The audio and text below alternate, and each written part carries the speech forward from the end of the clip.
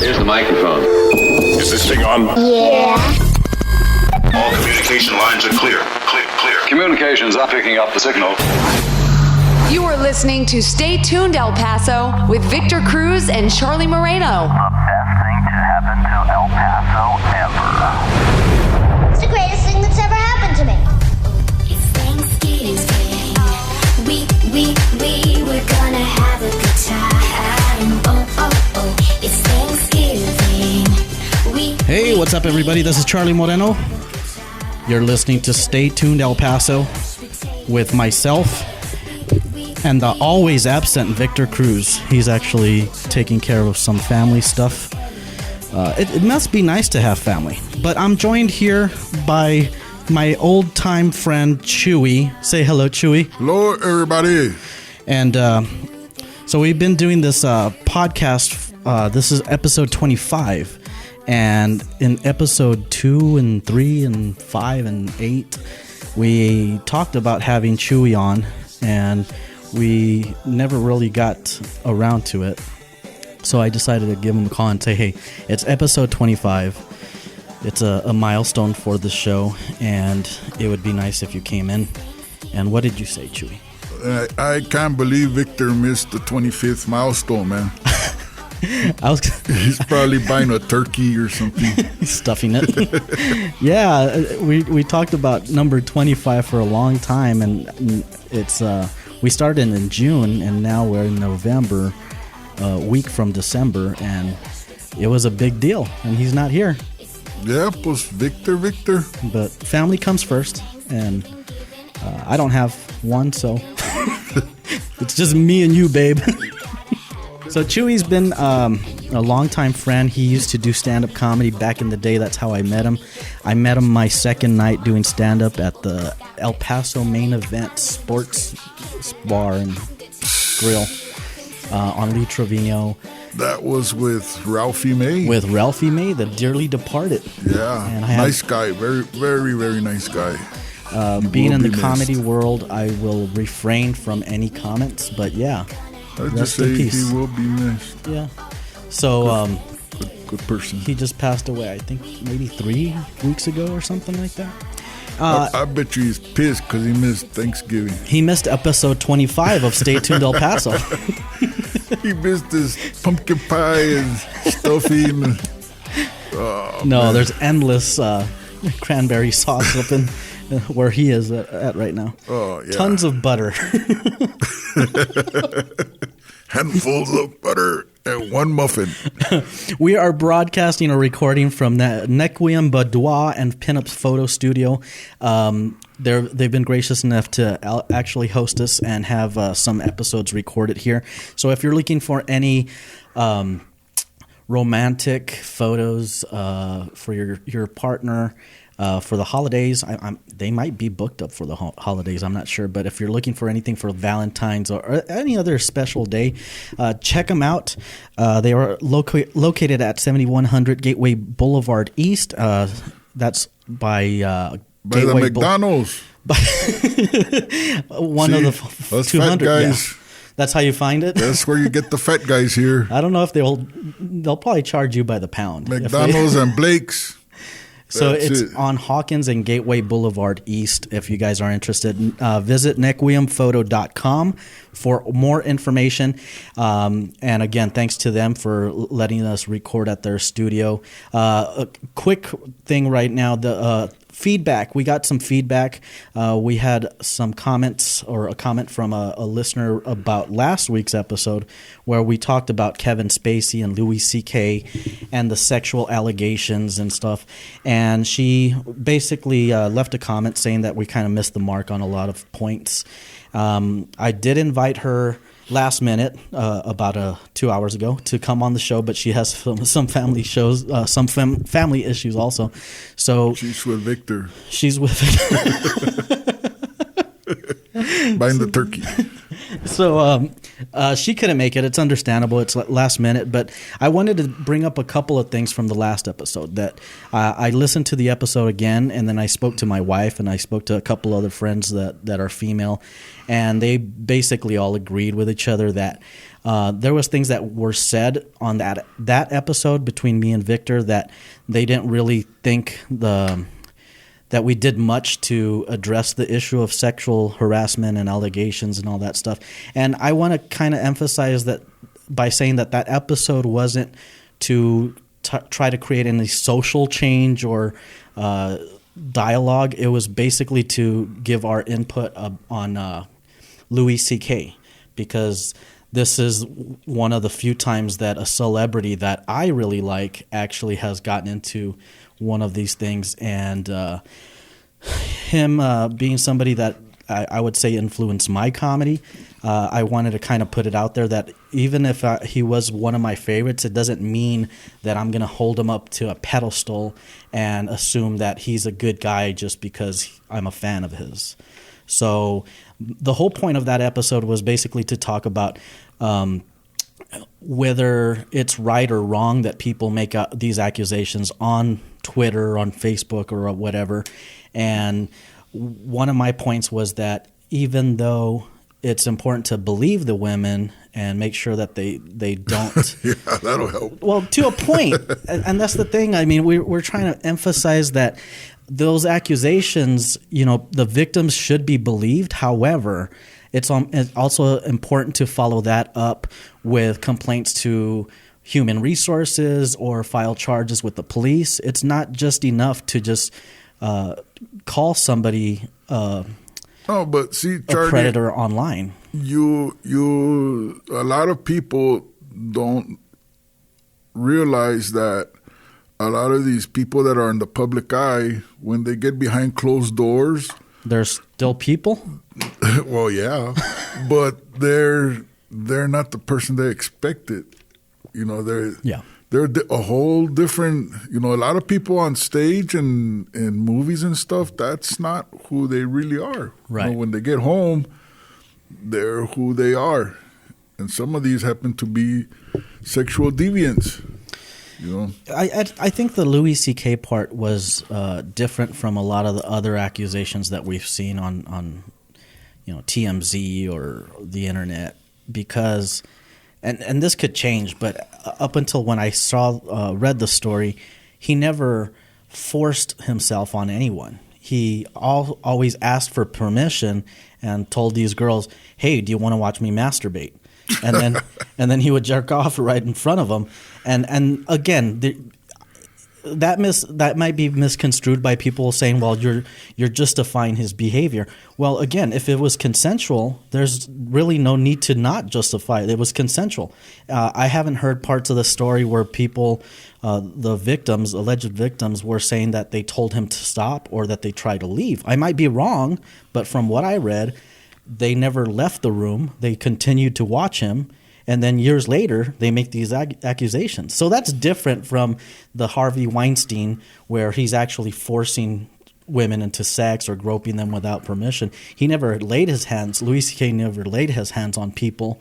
And from what I've read, he wasn't trying to force himself on them. But I don't know. But what I wanted to say about this is that I'm not going to speak for Victor. Hopefully he'll address it sometime if it's still an issue. But what I did want to say is that I understand it's important for women to feel comfortable to come out and make these allegations, because since history, a lot of women are afraid to come out and make these accusations because they feel people aren't going to believe them, or because they feel that they might lose their job or their careers in jeopardy. So I'm not saying that people shouldn't come out. I'm just saying it shouldn't be that by itself. There should be police reports. There should be complaints to the corporation where they work. Let it be known. Yeah. And one thing is important. You have people like Gwyneth Paltrow or Angelina Jolie, all these celebrities, Jennifer Lawrence, that came out after the Harvey Weinstein allegations came out, and then they said, hey, he did the same thing to us. And again, that's commendable, but at the same time, how long did you go without speaking up? Well,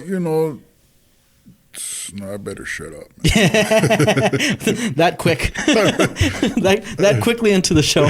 Self-censor. I better shut up. It is one of those things where you have to tread lightly. You have to watch what you say and how you say it, because nowadays somebody will either record you and put it online, and they'll take that one snippet and blow it out of context. Yeah, it's not going to be in context, and that's the problem. And I saw it happen years ago in comedy, and now it seems like it's one of those things that happen with everyday people. And you had people going through a drive-through at a restaurant, and the service wasn't great. So the person in the car would start videotaping, and then it would go viral, and that person would lose their job or whatever. And now it's just happening to celebrities. Now there's all these accusations coming out. Now, one thing that I would say that I'm concerned about is if somebody makes these allegations towards a celebrity, and then that celebrity's career is detoured or ends because of these allegations, and then let's say months from now or a year from now, these allegations are found to be false. Nobody's gonna give a shit, because that person that made the allegations was probably a nobody that nobody cared. And then he has to start over again. Right. Yeah. And nobody's ever gonna remember. Nobody's ever gonna forgive him that easily, because the damage is already done. I'm gonna move your mic. Hold on. Man. I got it, man. Yeah. I can move my own. It keeps he keeps going down. It's going down. You can't keep it up. Maybe I can't keep it up. Maybe it's going down for a reason, Charlie. I need something to really like crank it. Anyway. Yeah, you can crank it, Charlie. Some of this will be edited. Charlie can crank it. So again, I'm not sure if I See, really those words could be taken out of context. Yeah, fuck them. Charlie cranked me. See, this whole show could be taken out of context. And the thing is, I'm not going to apologize because of the last episode, but I understand people like Eileen and other people's feedback about how we didn't really take it seriously or whatever. I understand that. And again, Charlie, if girls just gave it up when they were supposed to, there'd be no rapes. See what I mean? Not keeping it too serious. Jesus Christ. Yeah. That's why when I do radio with Victor, he always has me on 10-second delay, and he has 2 songs ready just in case. Okay. So let's talk about some things coming up in El Paso, and then we'll talk to you about who you are and what you've done and all that stuff. The Winter Festival is downtown, started yesterday on Saturday. That'll be going on till January 3rd, I think. I'm not sure. They have the Winter Festival has the skating rink, the Hospitals of Providence ice skating rink. I think it's $8 for the pass per person, $7 for military, and $5 for kids under 5. $3 for wheelchairs. Is that what they do? Just put some skis on the bottom? They just roll you out there once. That's all you need, man. Go in circles. Just spin you around. Spin you around. You gotta do the teacups. You have to pay for the $2 for the helmet. So that would be ADA compliant, right? Yeah. I mean, how does somebody in a wheelchair get to experience the ice skating rink? They should be able to. They should. Well, nah, man. No. Put some snow tires on it. Some chains. Some people are gonna call you, or I know they're gonna hate what I'm gonna say, man. But some kids just shouldn't be doing what you get those. I understand.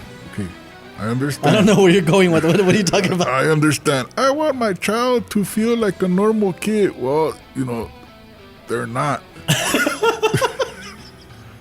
Okay? Like the other day on TV, I was watching the Friday night football highlights. Yeah.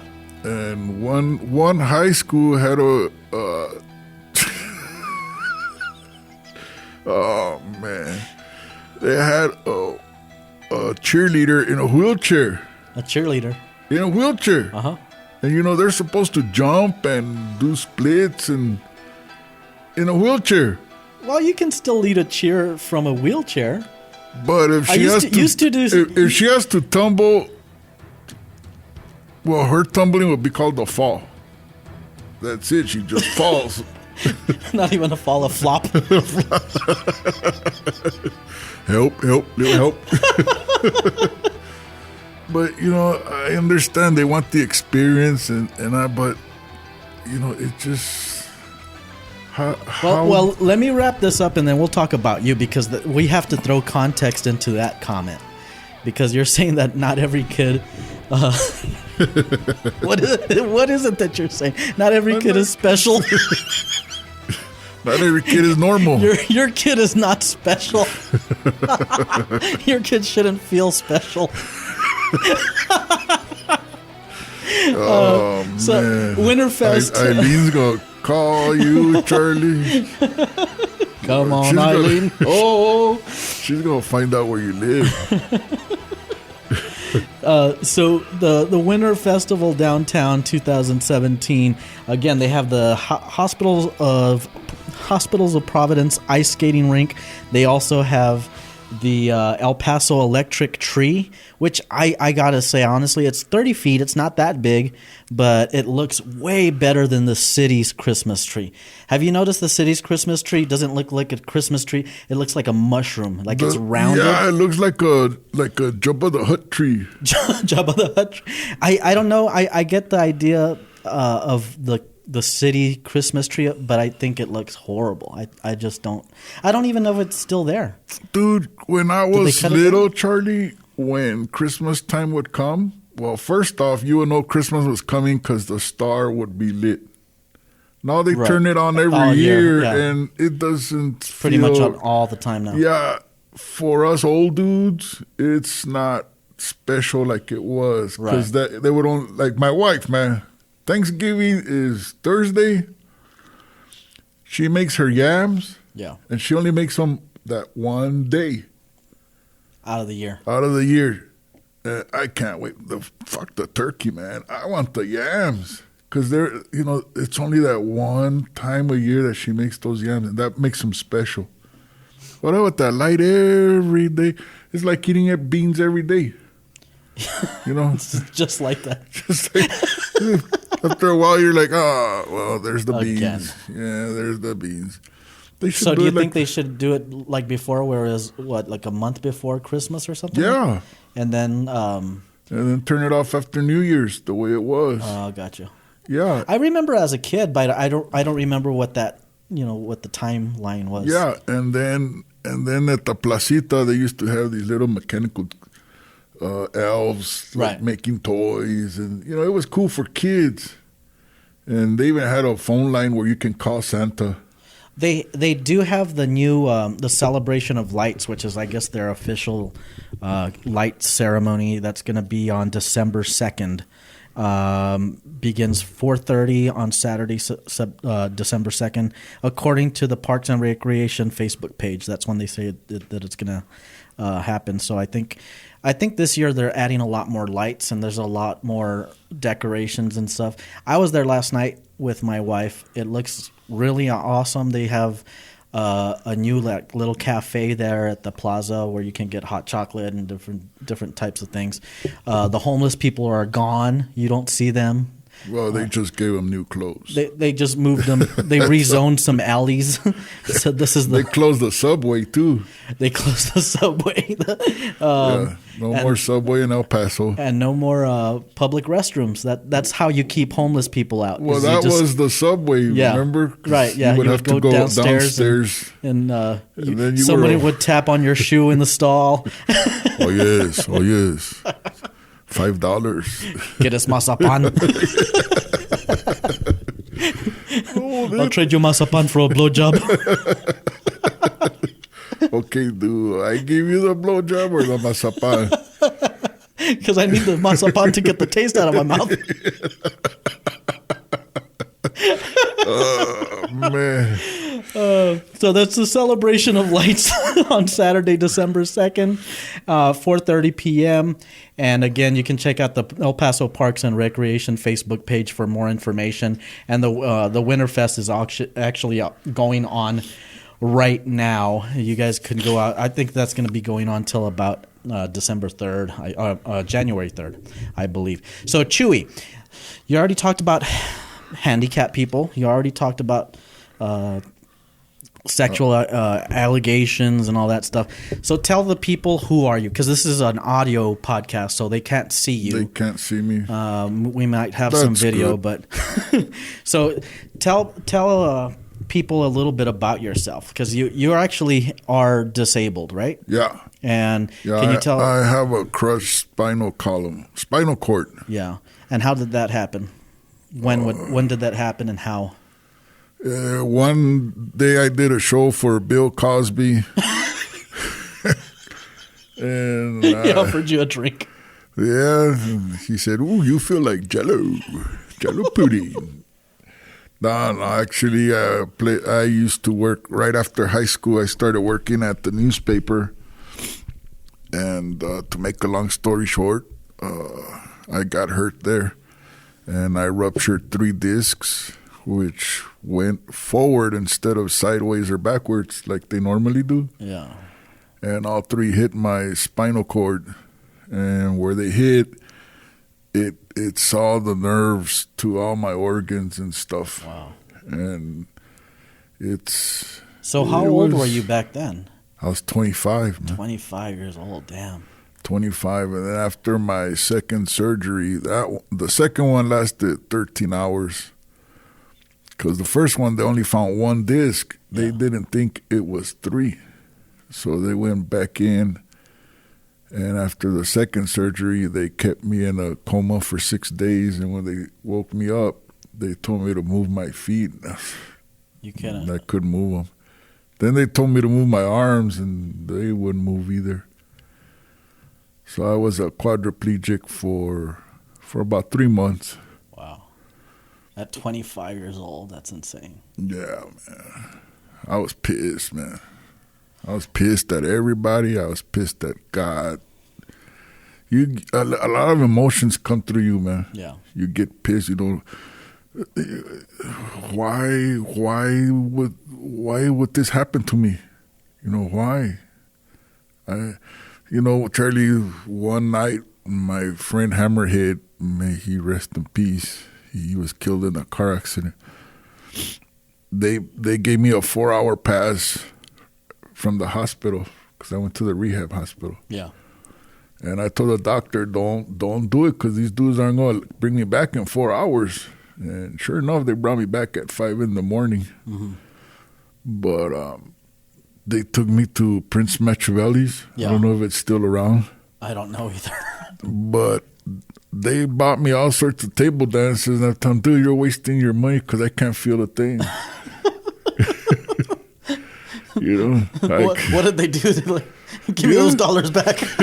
I was in my wheelchair. My fingers were crumped in, and you know, these girls were dancing. They looked good, but I couldn't do anything. I couldn't feel anything. You know, I can use my legs now. You know, they told me I would never walk. Yeah, but I something happened, Charlie, that brought my faith back. Right. You know, I don't push it on nobody, but if they want to talk, let's talk. And something happened while I was in the hospital. You found Scientology? No. No. But I don't, Charlie, I was raised a Catholic, and I won't change because I'm afraid my grandma might come back one more time and kick my ass.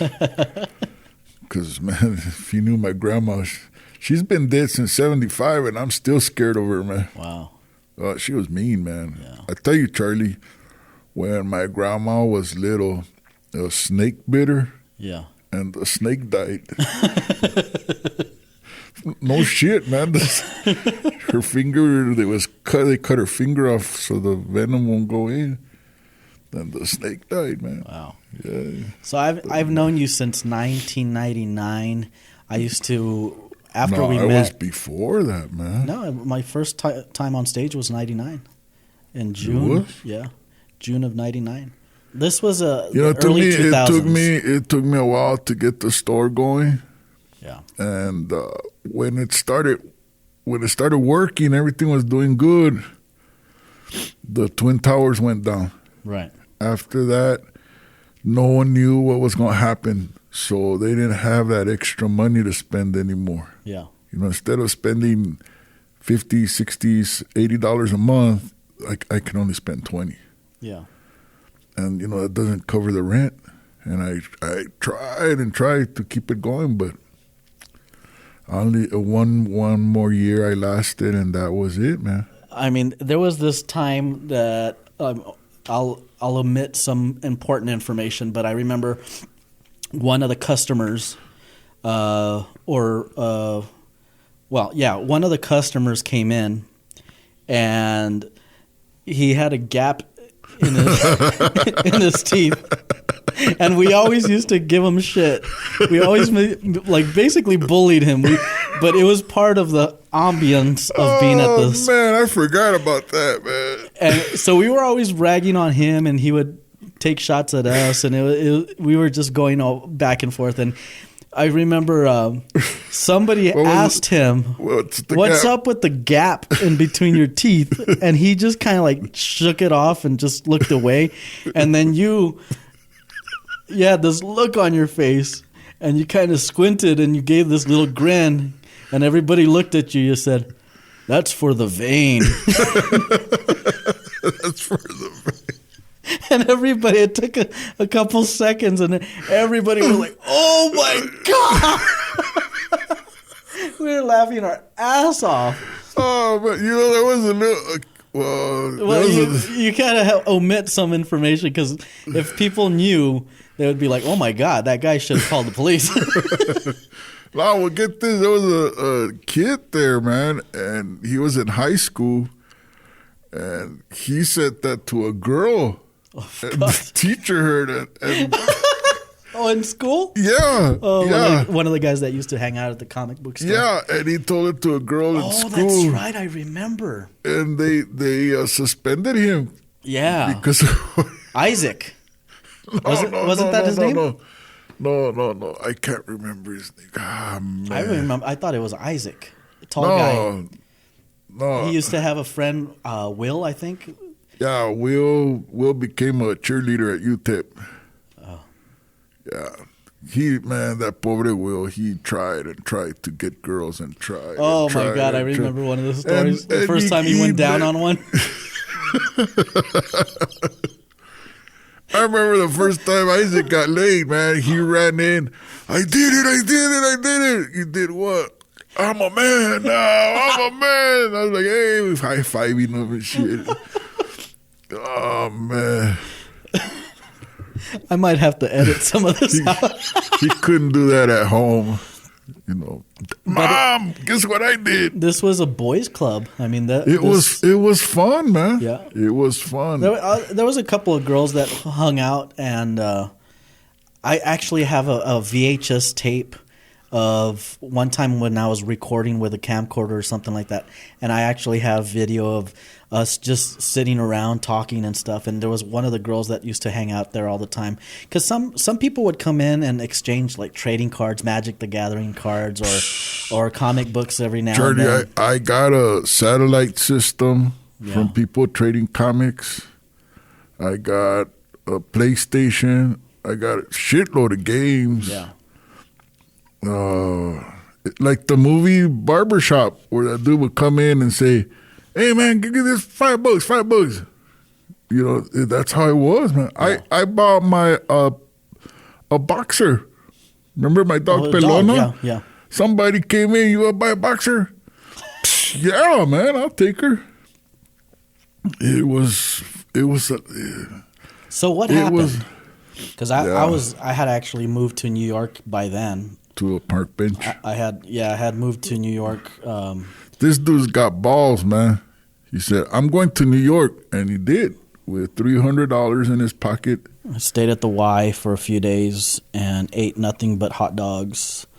Tried to get a job. I went to the unemployment office to try to get a job. Hot dogs with veins. With veins. Everybody working there had that gap between the teeth. Mazapan. But I mean, I remember the first few months that I was there, it was really rough. I think I went a while without talking to you, and my own family. And then after a while, I got back on my feet. And I told this story one time with Victor, and I can't remember if we were talking to somebody else, but one of the funniest stories, well, I have two stories that I think are funny. One is before I left to New York. When I started doing comedy, when I met you and Dave Graham, it really helped me get out of a slump. I was in a really deep funk at that time.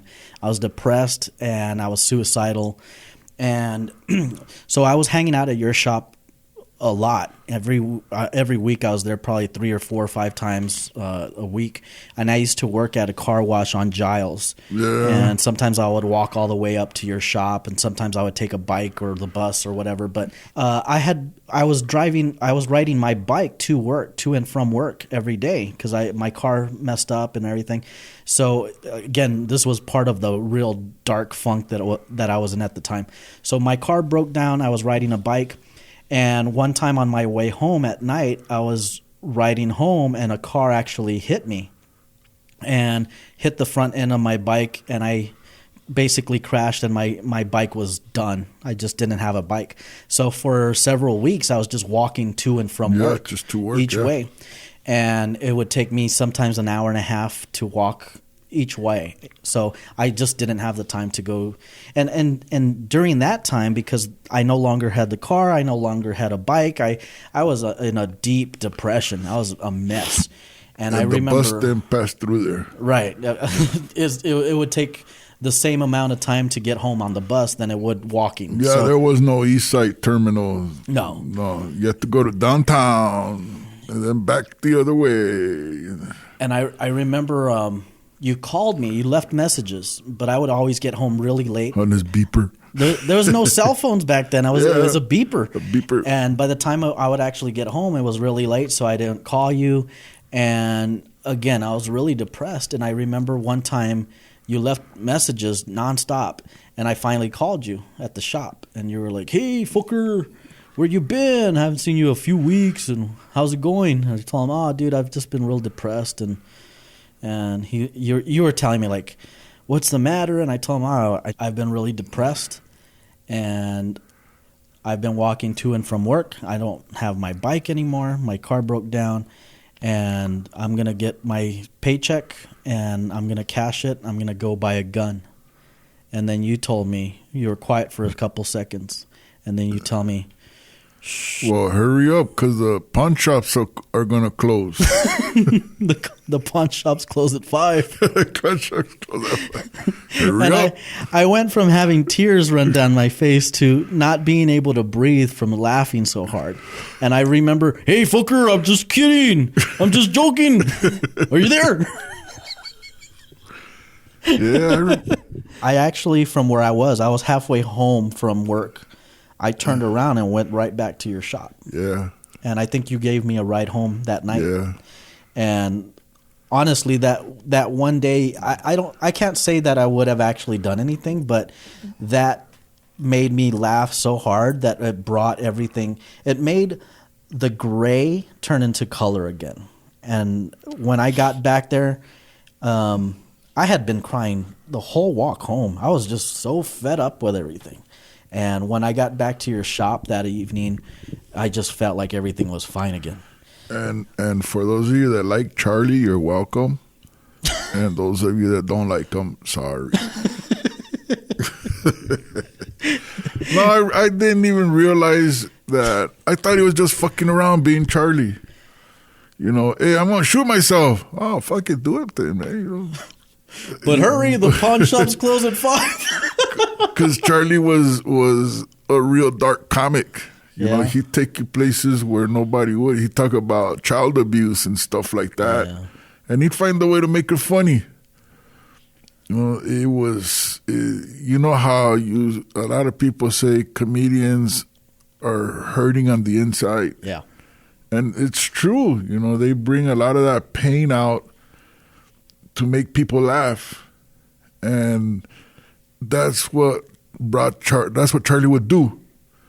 That's when he was at his best, and he would bring out stuff that, wow, man, that's deep. But in the other side of it, you're laughing your ass off. Yeah, but honestly, I didn't know he was serious. I don't know how serious I was. It was a dark time for me, but like I said, what you said made me laugh so hard that I just had to go back to the comic book store. I just had to be around that again. And there's nothing like going through that hard time and somebody still nudging you saying, suck it up, motherfucker. Just keep going. And that's what it felt like. And from that point, I just started hanging out at the place a lot more. And I learned a lot from you and Dave and a lot of that's how I met Victor. He used to come in and get his comic books, the Boba Fett stuff. Yeah. And that's how I met him. But man, if I wouldn't have met you guys that second day that I did comedy, who knows where I would be right now. If I probably wouldn't be anywhere. I think my whole life, the butterfly effect type of thing. I think that one instance of meeting you guys, my second time on stage, really molded the way. Plus, Charlie, we all had to start somewhere. Yeah. When I started, and I don't want to sound like big-headed or anything, but there was a contest at the comic strip. Yeah. And if you won a trip for two to L.A. So my wife and I were going to get married because we did it the old-fashioned way. We had the baby first. Yeah. And then we got married a few years later. Yeah. And since I couldn't afford to give her what she wanted, the party and all that stuff, I figured, right, I'll try to win this trip. So me and Joseph went. And we advanced to the finals. We went on the last day that you can sign up or whatever. Yeah, that you can try. And there was all these dudes that still hadn't won. And they would go back every week to try to win and try to win and try to win. Yeah. And me and Joseph went. We didn't know anybody. And we both advanced to the finals. And even Bart came and said, I'm sorry, guys, but all the other winners took all the men's watches because if you advanced, you got a watch. Yeah.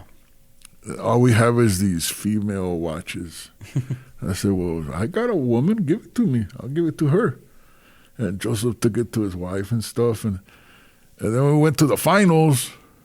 Pues I won. And I was like, oh, shit, really? Damn.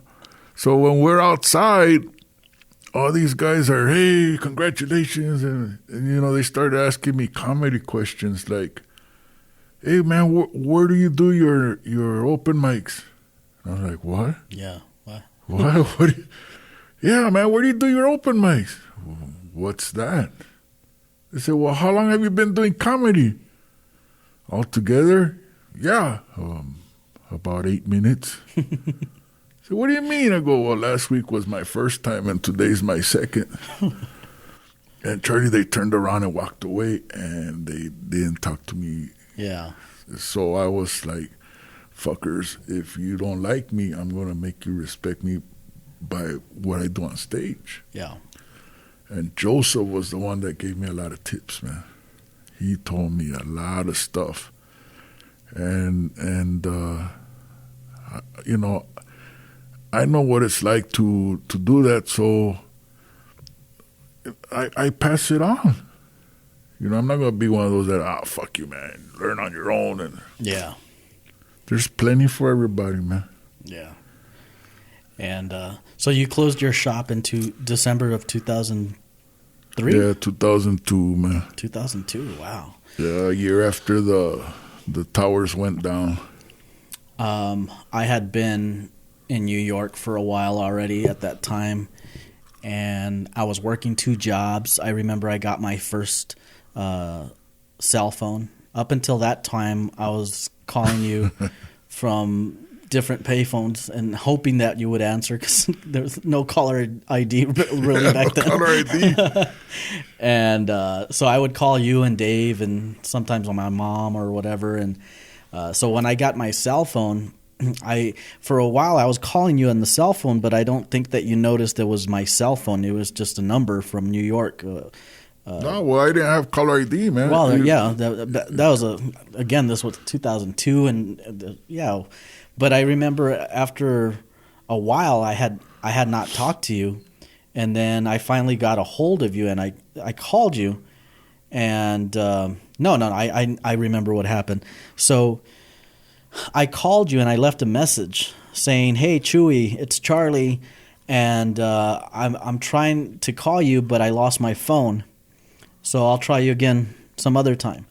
And then you called that number back, which you, I guess, you said, "Hey, Charlie, it's Chuy. I got your message, but how do you lose a payphone?"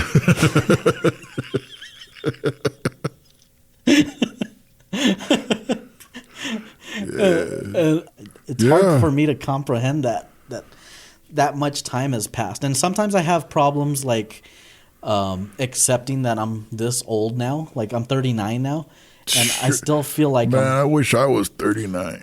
I still feel like I'm 25. I wouldn't have to take blue pills. Alka-Seltzer? How old are you now? I'm 53, man. 53. I'll be 54 next month. That's right, December. Yeah, Charlie, getting old, man. I like it, man. Yeah. I like being old. The only thing I hate, man, is burying parents. 2 weeks ago, we buried my friend's father, and it's rough, That's the only thing I don't like about it. But it's part of nature, it has to happen. Yeah. But growing old, Charlie, you start realizing what kind of an asshole you used to be. Oh, yeah. Yeah. I'm constantly trying to improve myself. Oh, man. You figure, oh, damn, I couldn't. How did I say that and get away with it? Yeah, that's me every day.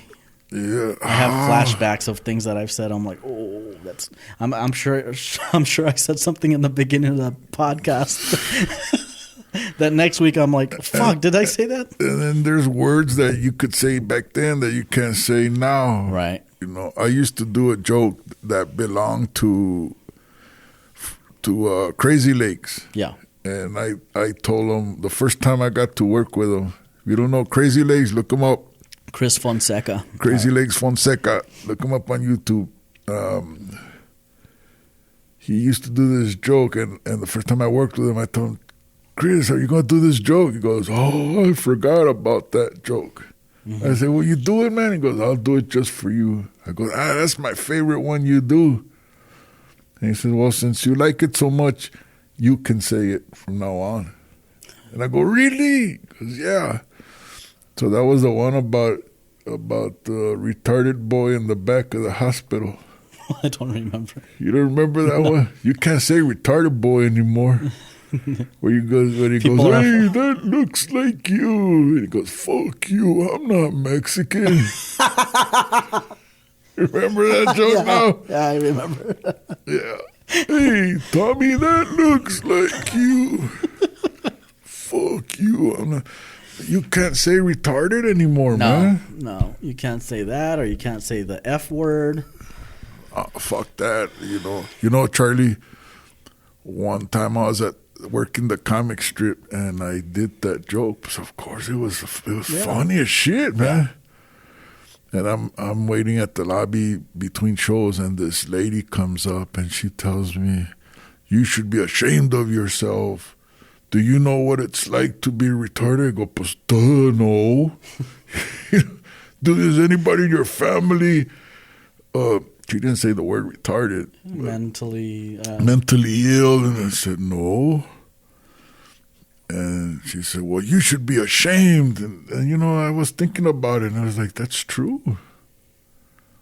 I put myself in, because she said her sister was like that, and that was very offensive. And I put myself in her shoes, and it was like, yeah, how would I feel?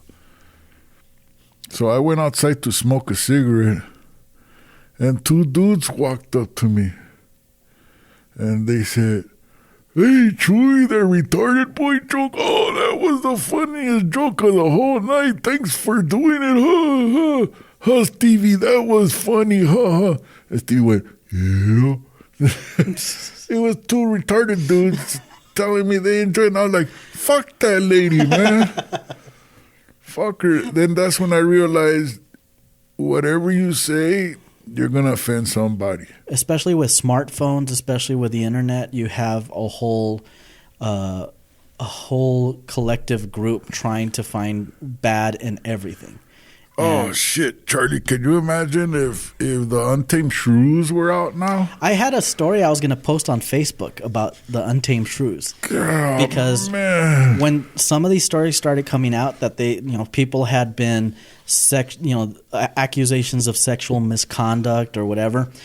When I was doing comedy back in the early 2000s, mid 2000s, I worked with some comedians that exposed themselves, and it was part of a behind the scenes joke.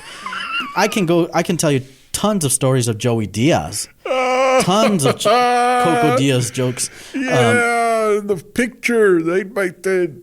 Oh my God! And one time, Susan Smith from the Untamed Shrews, and I can't remember the other girl. Started with an M. I remember it started with an M. I can't remember. But anyway, long story short, I was laying down and they were going to do a body shot off me. I had a shot glass in my mouth and I had a shot glass on my waist, like holding it with my legs. And that's when you didn't have a belly.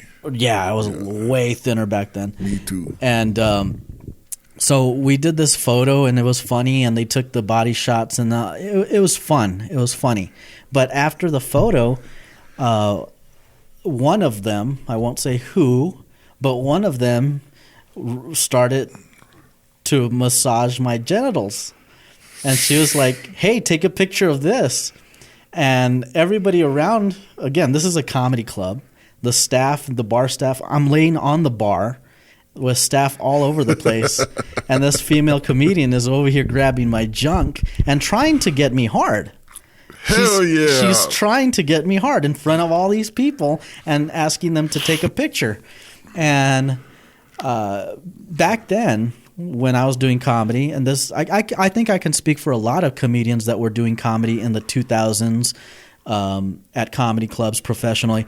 When somebody exposed themselves to you and you laughed it off, and somebody grabbed your genitals and tried to get you hard, you laughed it off, and at the end of the week, you wouldn't complain about sexual misconduct. You would just exchange numbers and hope to work with them again. Yeah, can I see you next week? How much do I owe you? There was a girl, woman. Here's your masapan. A female comic that I worked with in Corpus Christi. That not with me, but with one of the staff members, she was going pretty intense with him to try to grab him and just saying inappropriate things. But again, it's in the context of a comedy club. I don't know. It would be interesting to talk to Bart about this, because what times have changed now also for the comedy club scene, like the staff. Because back then it was pretty much common knowledge. That's part of the industry, that somebody's going to say inappropriate things to you. Somebody's going to show you something that you might not want to see. But that's how it is in show business. Dude, Charlie, I'm an ugly dude, right? Yes, we all. All right, everyone, share our Facebook page or post when we release a new episode. Special thanks to Nequim Boudoir and Pinup Photography Studio, 7100 Gateway Boulevard East. Also, if you're interested in some... Oh, yeah. You know what, Charlie? Not to butt in, but I am. Yeah. That boudoir? Yeah. Boudoir. For those of you women out there that don't know what to get your man for Valentine's Day or a special day, Christmas, New Year's, whatever. Walking in, you can see some pictures on the wall, and it's done very tasteful. Yeah. It's you know, it's like, wow, this is cool stuff. There's stuff behind us also. Yeah, it's not smut. It's tasteful photography. It's true professional boudoir photography and pinup photography. Very very discreet, professional. They have up to 16 different sets that they can set up for you. We're right now in the dungeon. In the dungeon room. There's a submissive litter box right next to us. Where you should see the faces Charlie is giving me.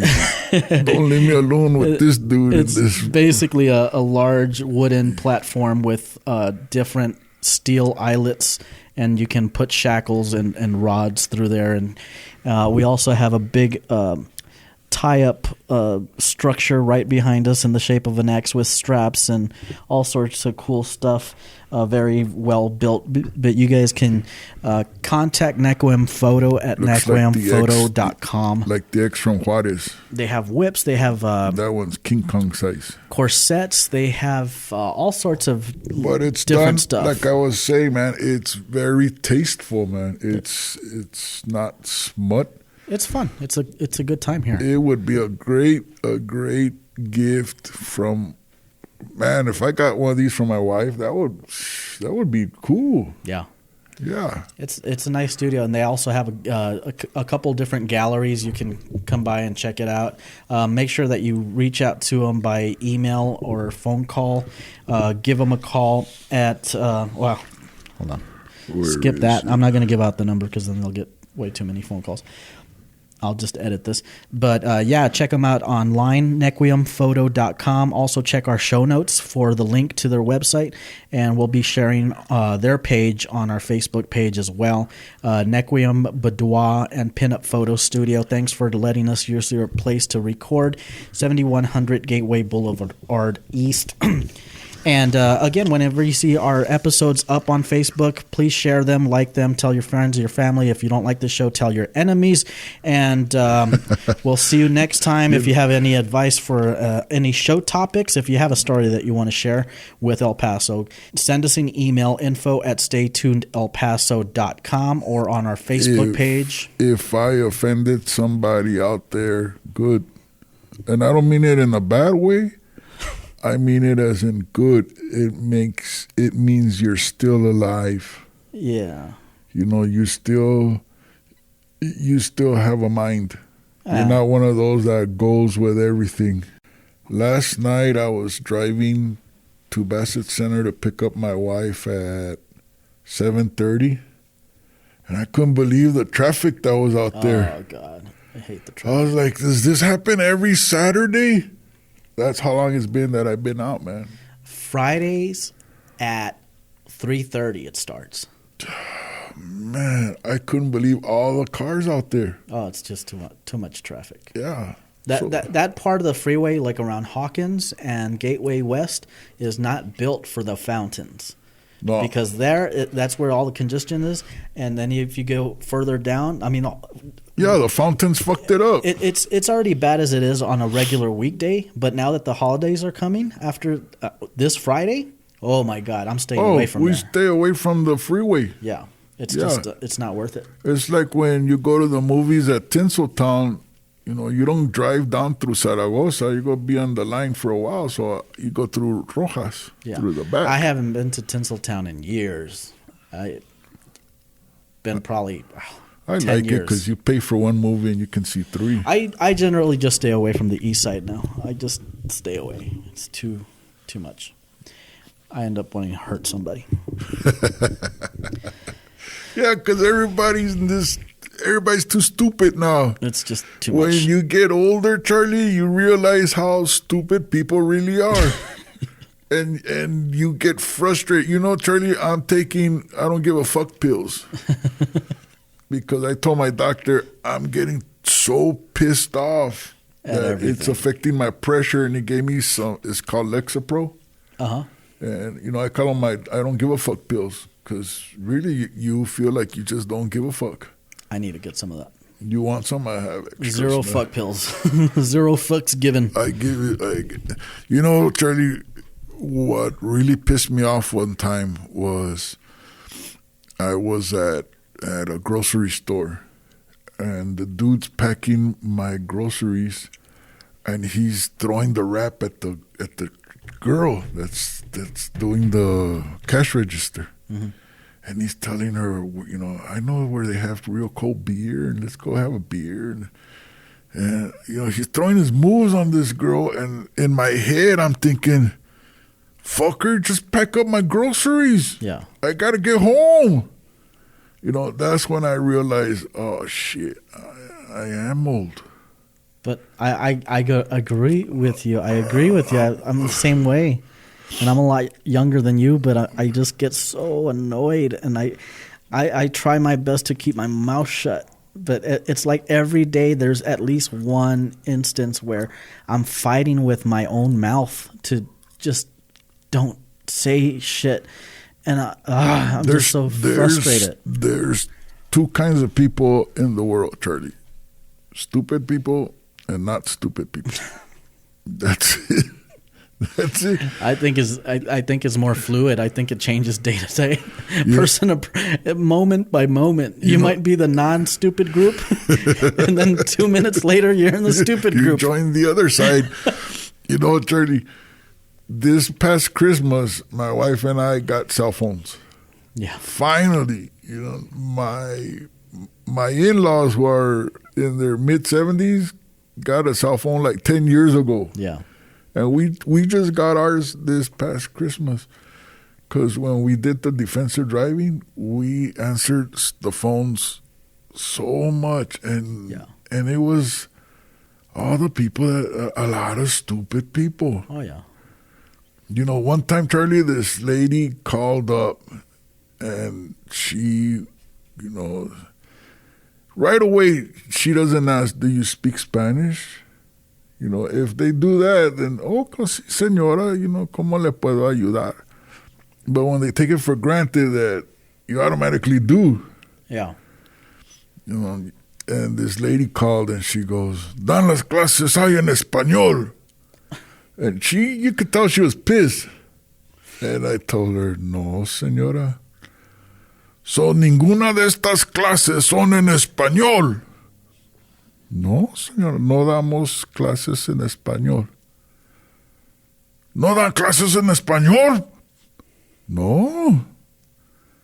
She goes, pues, ¿qué voy a hacer? Nadie da clases en español. ¿Qué voy a hacer?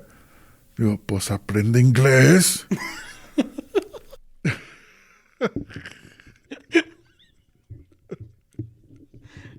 I gotta go. I have to go. You are listening to Stay Tuned El Paso with Victor Cruz and Charlie Moreno. The best thing to happen to El Paso ever.